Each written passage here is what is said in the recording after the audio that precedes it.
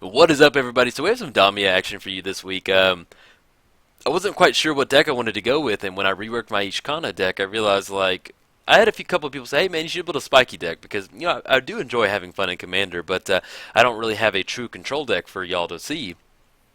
And so after I reworked Ishkana, I was like, "Man, I should build a control deck," and so I started with my favorite color shard, which is Sultai, and I was looking around at commanders, and I've always enjoyed playing against Damia. It's always just there's really only one. There's different ways you can go Damia, but it really does help if you're going more of a control route with her. So I was like, yeah, let's throw her together. So let's start the deck tech off with Damia. So she has Death Touch. Skip your draw step. At the beginning of your upkeep, if you have fewer than 7 cards in your hand, draw cards equal to the difference. So basically, that means is once we get Damia down, let's say that we have 2 cards in our hand. At the beginning of our upkeep, we're going to skip our draw step, and we're going to draw 5 cards. So you're always going to draw back up to 7. So definitely look because you're going to spend the early part of the game ramping to get into quick mana, and so you're looking to get your hand down, and once you finally get Damia back out, she's going to refill your hand with a bunch of bigger threats for you to get out. So definitely the game plan. But yeah, so you're looking to ramp early. So some of the good spells, you're going to run your basic green ramp spells. You've got Rampant Growth, you've also got Kodoma's Reach, Cultivate, and Sky Shroud Claim. Sky Shroud Claim is really good in here because you can grab Breeding Pool and any of your other forest lands and put them onto the battlefield, and they don't come into play tap. So it'll grab a dual land or a basic. So if you do have Sky Shroud Claim, it's definitely good to run it in here. Now, as far as the other aspects of the deck, we're running not really too many counter spells. We've got Remand, Mana Leak. We also got Arcane Denial, which is a really good card because we get to draw a card whenever we cast it. We're also running a few like Simic fun stuff. So we've got Void Slime, so if we have playing against a commander who has some enter the battlefield triggers, or our opponent's doing something pretty busted, we can counter the activated ability or triggered ability. Same thing with Plasma Capture. It's a poor man's mana drain, so counter target spell, add X, or it's any combination of colors to your mana pool. So really fun card to run as far as the counter package. Also running Summary Dismissal. This is a newer card from Eldritch Moon, and it's really good, man. I've used it to counter spells and anything that our opponent's doing really busted. So I've been really happy with it. It's definitely earned a slot in the. I feel it's earned its spot as far as counters go in Commander. It's earned its keep in there. Now after counters, I'm also going with a little bit of a Planeswalker type control with this deck right here. So what I'm going to do, I'm going to start at the bottom and work my way up to the top. So we've got Ashiok, pretty basic, exile the top 3 cards of target opponent's library, and then we're looking into getting a little bit of advantage to getting our creatures out, getting our opponent's creatures out on our side, because we're only running about 10 creatures in this deck. So Ashiok's going to help us do that. We also have Guruk Relentless. It's a flip card. It may be hard to see right there, but basically it's a 0 ability, and we get to put a wolf token out, and then we can make it fight, and then Guruk will flip into the black planeswalker, and we start getting 1/1 black Death Touch wolf tokens onto the battlefield. So that's another way to kind of like if our opponent has a bunch of big creatures out, we can start chump blocking with those Guruk 1/1 wolf Death Touch tokens. We also have Guruk Wildspeaker, original Guruk, so mainly going to be using his plus ability to untap lands to get into a few more extra mana.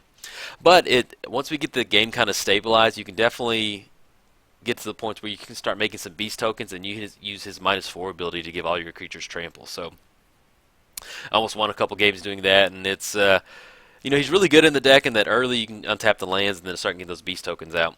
Jace, Architect of Thought, pretty much in here just to get the -2 ability. Let's say you're playing against a bunch of a small creature type deck. I don't know. You can use his +1 ability, but mainly in here just to use the -2 twice and kind of get into some shenanigans with that. Once again, we've got Kiora, just kind of value in here. Got running both Kioras in here. Mainly with these Planeswalkers, we're looking to just put a threat onto the table that our opponent's going to have to deal with. Kind of just take away the heat from Damia. We also got Vraska. I love playing with Vraska. Vraska's my favorite Planeswalker.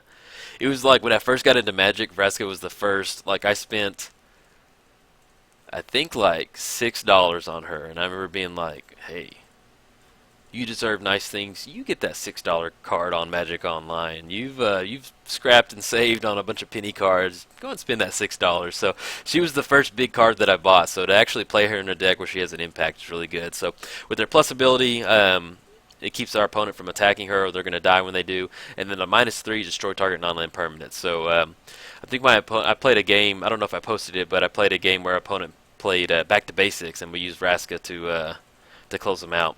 Also got some Tamio action, so Tamio, we can lock down our opponent's creature if they have a really big creature. And we also have Guruk, Apex Predator. So, I mean, it's really easy to get into a lot of mana because you're running Mana Ring, Soul Ring, Mana Crypt, Mana Vault, so it's really not that far-fetched to get into some Guruk action, and plus since Damia costs 7, so destroy target Planeswalker, put a 3/3 black Beast token onto the battlefield with Death Touch, and then we get the -8 ability, so that's kind of like the Planeswalker control that we're going. As far as fun control stuff, we've got a little bit of Bribery, and we've got Villainous Wealth, man. Oh, this card is fun. I love it.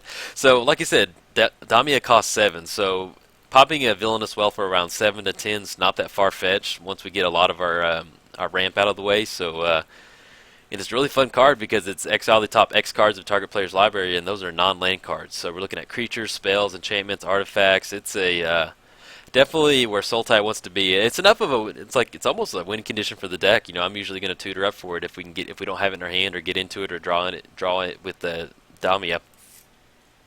Now, as far as our creatures to close it out, we're only running 10 creatures. We've got a bunch of utility creatures, but as far as the big creatures to close it out, we have Sire of Stagnation, so whenever a land enters the battlefield under an opponent's control, that player exiles the top 2 cards of his library, and then you draw 2 cards. So, once again, this is another thing that we're looking to get onto the battlefield. It costs 6 mana.